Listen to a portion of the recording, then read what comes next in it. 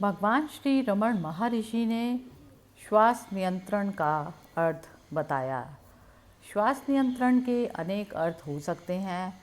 इसमें श्वास को रोका जा सकता है, किसी निश्चित लय के अनुसार उसका नियमन हो सकता है, या केवल श्वास पर ध्यान लगाते हुए उसके प्रति सजग रह सकते हैं। महर्षि अक्सर श्वास नियंत्रण के बारे में बात करते थे, परंतु उन्होंने कभी नहीं कहा कि हमें किसी रूप को अपनाना चाहिए, क्योंकि जो भी उनसे इस बारे में पूछते वे पहले से ही इसे अभ्यास के तौर पर अपना चुके थे।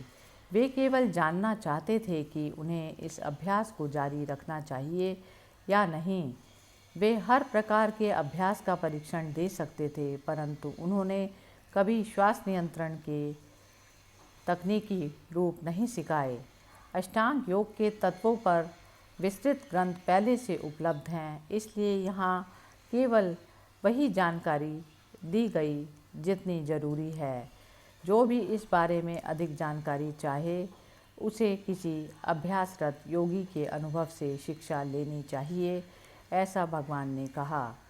जब उनसे पूछा गया कि श्वास नियंत्रण के किस रूप को अपनाना चाहिए, तो वे श्वास पर ध्यान लगाने को ही प्राथमिकता देते।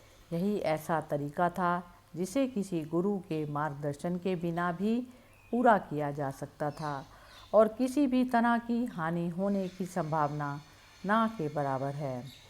एक बार श्रीमान प्रसाद ने पूछा कि क्या श्वास नियंत्रण का नियमन उपाय उचित नहीं है, जिसमें श्वास को रोकने के बाद उसे 1:4:2 के आवर्तन में छोड़ा जाता है।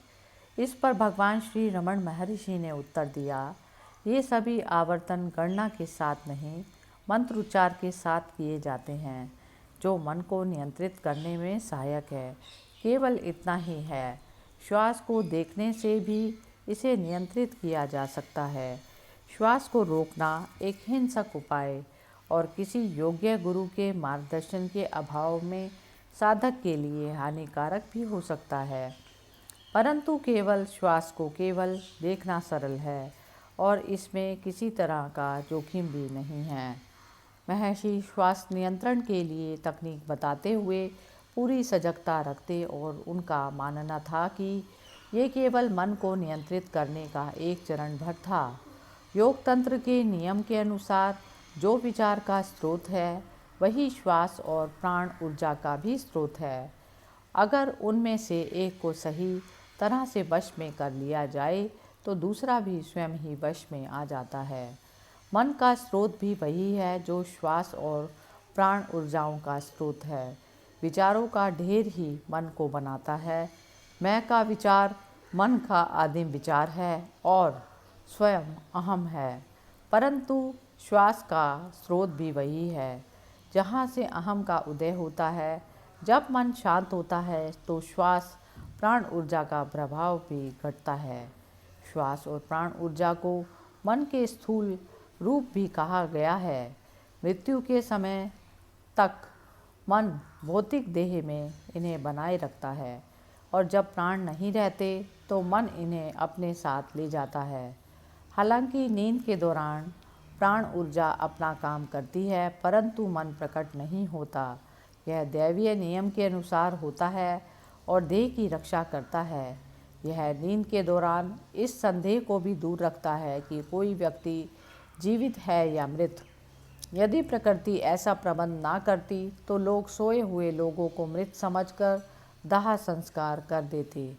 मन श्वास के साथ दिख रही प्राण ऊर्जा को पहरेदार की तरह दर्शाता है, परंतु जागृति और समाधि की अवस्था में जब मन का प्रभाव नहीं रहता तब श्वास भी मंद हो जाती है। यही वजह है कि मन को वश में करने के लिए श्वास का नियंत्रण किया जाता है, परंतु यह उसे उसके अंतिम लक्ष्य तक नहीं ले जा सकता। श्री भगवान ने श्वास नियंत्रण का जो उपाय बतलाया वह केवल उनके लिए है जो मन को प्रत्यक्ष तौर पर नियंत्रित नहीं कर सकते। भक्त ने पूछा, क्या श्वास को वश में करना अनिवार्य है? इस पर भगवान कहते हैं, श्वास नियंत्रण एक ऐसा उपाय है जो भीतर की ओर जाने में मदद करता है। मन को वश में करके भी अपने भीतर उतरा जा सकता है। जब मन शांत होगा तो श्वास भी सहज हो जाती है। श्वास नियंत्रण की जरूरत नहीं रहती, मन का नियंत्रण करना ही बहुत होगा। श्वास नियंत्रण का उपाय उन्हें दिया जाता है जो अपने मन को सीधे वश में नहीं कर सकते। अगर चित्त को वश में करना हो तो उसके लिए आत्मान्वेषण से बेहतर और दूसरा कोई उपाय नहीं। हालांकि दूसरे उपायों से मन वश में आ जाएगा, परंतु उसे वापस अपनी पुरानी अवस्था में आने में देर न लगेगी। उदाहरण के लिए, जब मन को श्वास नियंत्रण से वश में किया जाता है तो यह तभी तक वश में रहता है जब तक हम श्वास को नियंत्रित रखते हैं। जो ही हम श्वास को मुक्त करते हैं, मन भी मुक्त अवस्था में आ जाता है और बाहर आते ही यह पुनः अपनी पुरानी प्रवृत्ति में भटकने लगता है। भगवान कहते हैं, श्वास नियंत्रण मन को वश में करने के लिए दिया गया और ऐसा करने की उन्हें सलाह दी जाती है जो मन को वश में करके एकाग्र नहीं कर सकते। ऐसा करना अनिवार्य नहीं है। आप इसे आरंभ में तब तक प्रयोग में ला सकते हैं जब तक मन वश में नहीं आता। जब मन में वश में आने लगे तो इसका प्रयोग करना बंद कर देना चाहिए।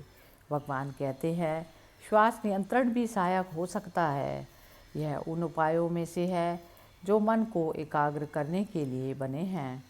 श्वास नियंत्रण मन को भटकने से रोकता है और उसे एकाग्र होने में मदद करता है, इसलिए इसका उपयोग किया जा सकता है। परंतु इसके उपयोग के साथ ही संतुष्ट नहीं हो जाना चाहिए। हो सकता है कि श्वास को वश में करने के साथ ही साधक को कुछ अनुभव हो। उसे केवल उनसे संतुष्ट होने की बजाय निरंतर अपने मन से यह प्रश्न करते रहना चाहिए, मैं कौन हूँ। यह प्रश्न तब तक किया जाना चाहिए जब तक चित्त स्व में लीन नहीं हो जाता। हरि ओम तत्सत।